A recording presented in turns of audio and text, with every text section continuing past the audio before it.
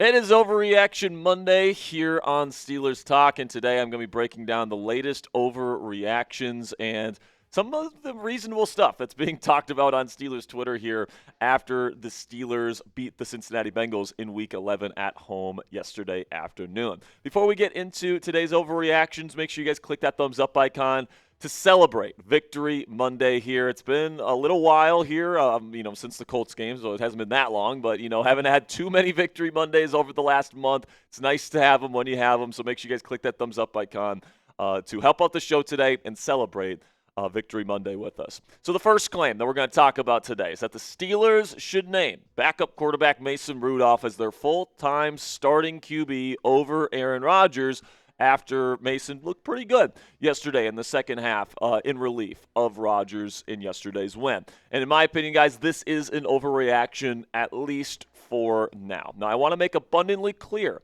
okay, I am open-minded to things changing in the weeks to come. I am open-minded to Mason Rudolph earning the job down the line here, especially if he has the opportunity to play for the next 2, 3, 4 weeks, and this team finds a groove offensively. They continue to win games.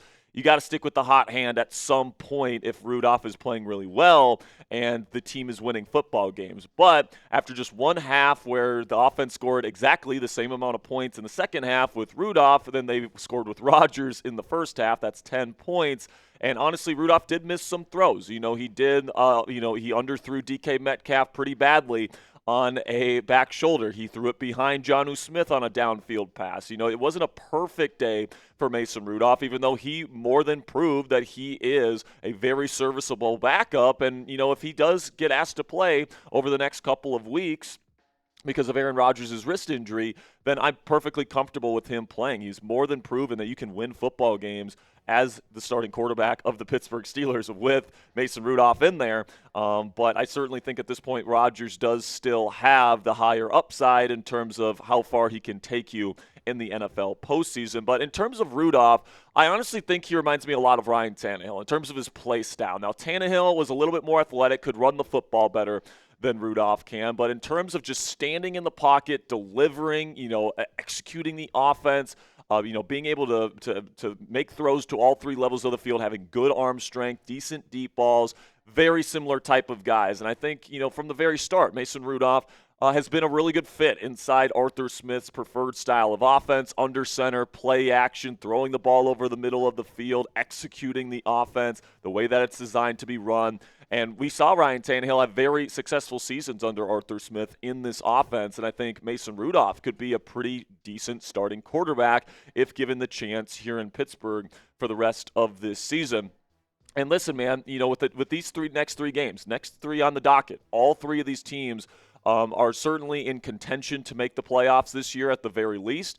The more that Rudolph wins, okay, let's say Rodgers is out these next three games and the Steelers win all three of these games and you win 4 straight with Mason Rudolph as your quarterback in there, it's kind of hard to take him out at that point, especially if the offense has found a groove and they're scoring points and they're scoring easily over 24 every single game. And, the passing game is working, and if they find a groove, that's more than what we can say about Aaron Rodgers in the Steelers offense over the last month, because Rodgers has kind of struggled ever since that explosion game that he had against the Cincinnati Bengals back in Week 7. But for now, after just one half of Mason Rudolph, I'm not ready to pull the plug on Rodgers. And honestly, I think Rodgers might have played a little bit better than maybe he got credit for. Yesterday, watching the game back, he did have some pretty impressive throws. He still has that arm strength with him. He still has the quick release. Now, I still think Rodgers needs to kind of find his footing here as we get towards the end of the season because, frankly, over the last month, he hasn't played his best ball. But there are certainly points in this season where we were talking about Aaron Rodgers as like the best part about the Steelers offense this year. I still think that version of Rodgers is in there. And I do think the upside in terms of playoff success is still higher with Rodgers than it is with Rudolph at this point in time. But let me know what you guys think down there in the comments section. Who is the Steelers' best QB right now on the team? Type AR for Aaron Rodgers, type MR for Mason Rudolph, or type WH for Will Howard. Let me know what you guys think down there in the comment section for today's pinned question. Just a second here, I'm going to tell you about our sponsor today at Harry's. And while I tell you about our sponsor today, let me know which quarterback is the best on the Steelers roster right now. Now let's have a word from our sponsor today at Harry's. And I don't have to tell you guys that maneuvering the men's razor space these days is a bit of a nightmare. The quality products are always super expensive and refills are always super expensive as well. Then when you try and save a little bit of money, you get stuck with dull razors that irritate your skin. And that's exactly why I switched to Harry's Plus, and I haven't looked back since. Harry's Plus has an advanced pivoting system to reach every corner of your face, refined blade tech for closer, smoother shaves, and a weighted metal handle, which is Harry's heaviest handle ever, for added control and comfort. But I think the best part about Harry's Plus is how affordable it is. Harry's owns their own world-class blade factory in Germany. No outsourcing means no middleman, and because they control the entire process from steel to shelf, they keep costs low and pass the savings on to you, the customer.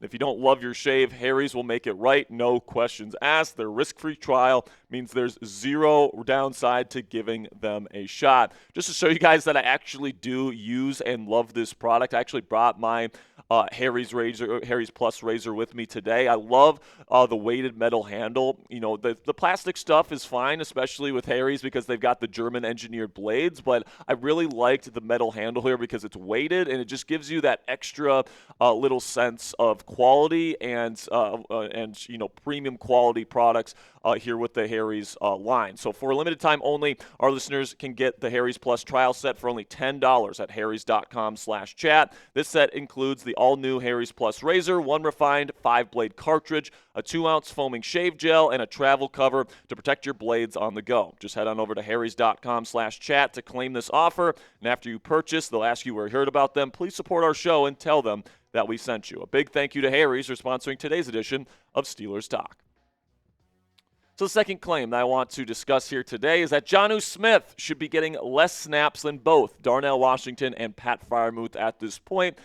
Currently, Jonnu Smith this season has outsnapped both of these gentlemen, and for me, I think that this claim is absolutely reasonable. If you guys have been watching the channel here over the last few weeks, you guys know that, you know, I think Jonnu Smith is greatly underwhelmed for the Pittsburgh Steelers this year, and he was kind of brought in probably to be like this team's number 2 receiving weapon this year. They paid him to be that this year, and he has just fallen flat of that expectation this year, and he doesn't really do a whole lot for this team, and really he is pretty much dead weight out there, especially in pass-heavy situations. He doesn't run particularly good routes and can't separate versus man. He doesn't have particularly great zone IQ to find those soft spots in zones. He doesn't have particularly great hands to make contested catches. And, you know, the thing that he's really known for, you know, his yak ability, it has decreased significantly from year to year here after last year where he had a fantastic career year in Miami. This year, it's not even close to the same level. And then also, what makes it so weird, why Arthur Smith loves this guy so much, is that he doesn't block. He doesn't block well at all. He had a face mask penalty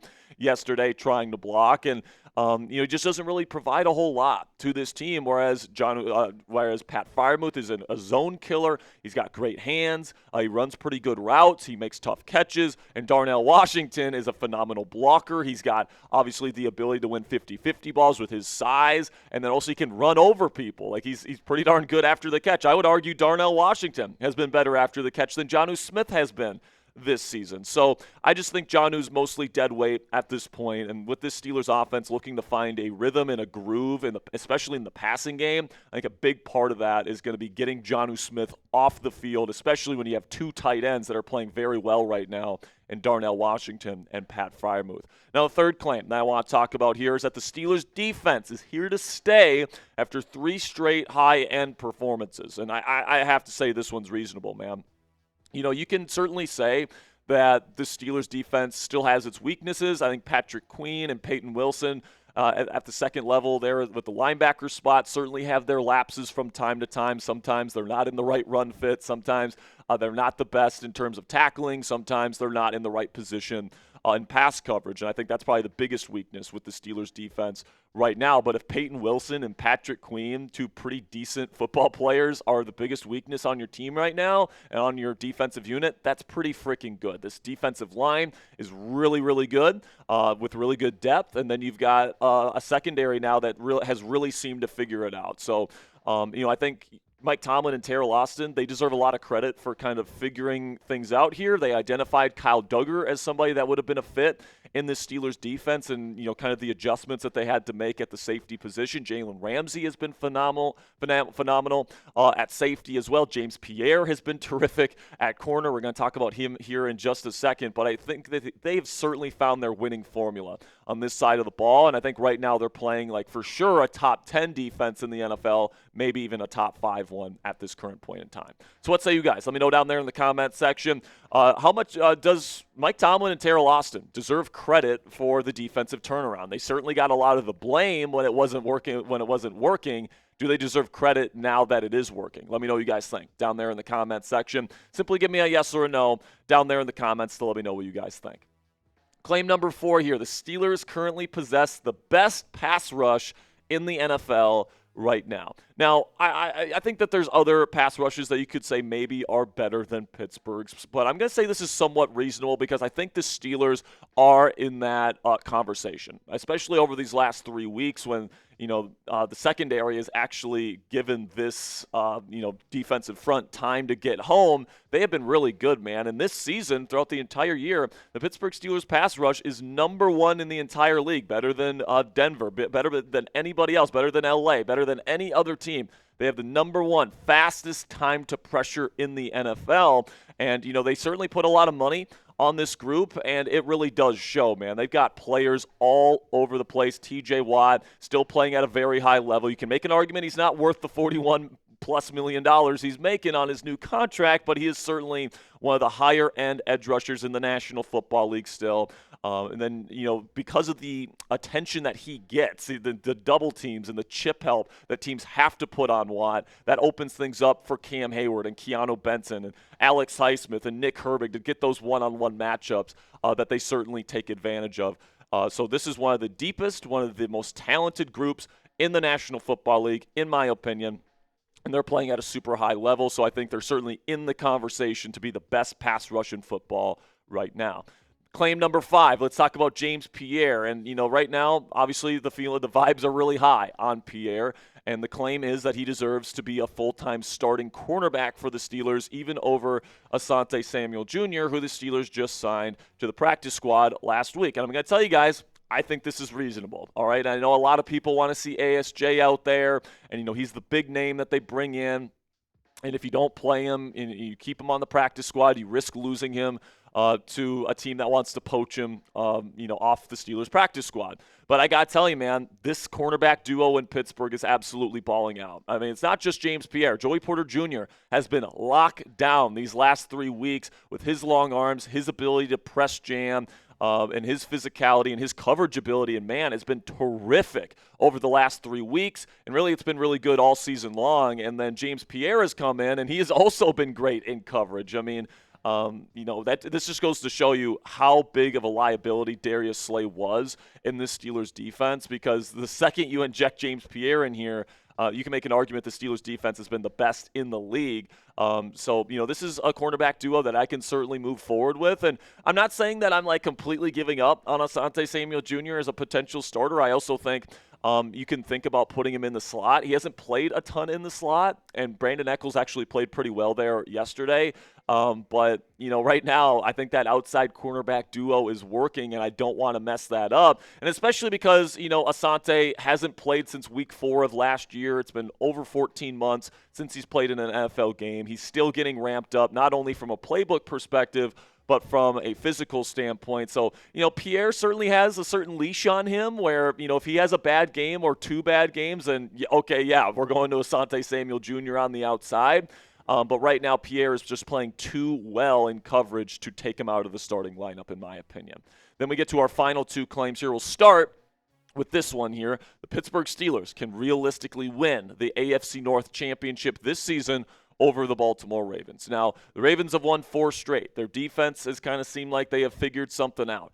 But I'm going to say it is reasonable that the Pittsburgh Steelers can win this division. That's not a guarantee that they'll win the division, but I think that they are very much in the mix. I think they're very much in contention here to win this division and get a home playoff game in the AFC playoffs this year. I mean, just take a look at the rest of their schedule. Okay, they're currently sitting at 6-4 after yesterday's win. I think the Bears are one of the most fraudulent teams in the National Football League, and Caleb Williams against this Steelers defense, I think the Steelers have a really good chance of winning next week. Then against the Bills have really struggled to stop the run, specifically against jumbo personnel packages. What do the Steelers love to do offensively? Jumbo personnel. Then the Ravens, usually you split, at least split against the Ravens. Lamar Jackson has kind of struggled against the Steelers defense throughout his career. So let's just say they split against the Ravens. I mean, you could certainly win the next 3 games. That's not out of the question. Then you get Miami at home and probably a weather game. Tua Tagovailoa really struggles in cold weather. That should be a win. And then you play the Browns, probably Shadur Sanders in Week 17. That should be a win against the Tomlin defense. So, I'm counting up the games here. There's no reason why the Pittsburgh Steelers shouldn't be able to get to at least 10 to 11 wins by the end of the year. Now, maybe that Week 11 matchup, or Week 18 matchup, I should say, against the Ravens is probably going to decide the division, because I also think the Ravens could certainly win their fair share of games and stay within this race. But Pittsburgh can absolutely get to 10 to 11 wins this year. And honestly, I could see Baltimore losing 3 or 4 more games this year. Now, the Jets game next week, they almost certainly will win. But then the Bengals will have Joe Burrow back for both of the games they play against Baltimore. That could be a split. I think they probably at least split against the Pittsburgh Steelers, and I think they probably have to sweep Pittsburgh in order to win the division. And then you get 2 really tough games against the Patriots and the Packers in Week 17 and Week 16, and I'm guessing you're going to have to win at least one of those games to keep yourself alive. So I could realistically see Baltimore lose 3 to 4 more games. With their record already sitting at 5-5, they lose 3 more, man. That's 8 losses, and unless the Steelers completely crap the bed, that means the Steelers, if they can get to 10 or 11 wins, are going to win this division. So I think that the Steelers are very much still in this race. I think a lot of people talk about this race as it's a done deal. The Ravens are going to win it, but I'm telling you, man, this Pittsburgh Steelers team, especially on defense, has turned a corner, and I think they're good enough offensively to keep up with the Ravens all the way through Week 18. But then the final claim that we'll discuss today: the Steelers should be considered Super Bowl contenders in the AFC. Now, I'm gonna slow our roll here at this juncture. I do not think at this point the Pittsburgh Steelers are Super Bowl contenders. Now, do I think that they could potentially get there? Maybe, okay? If the defense continues to play at a really high level, if the offense can find some sort of groove, if they can stay healthy down the stretch, particularly on the offensive line and at running back, I think this team still has a lot of potential. And I think that this is the best Steelers roster that we have seen in a long time, probably since the 2017-2018 season, in my opinion, okay? And I still think this team has a lot to prove. They have to prove that this defense can continue to play this way down the stretch. They need to prove that the offense can find a groove down the stretch and play their best football at the end of the season. They still have a lot to prove, and at this current point, I wouldn't consider them title contenders, but I do think they're probably in that next tier below that, where they are legitimate playoff contenders.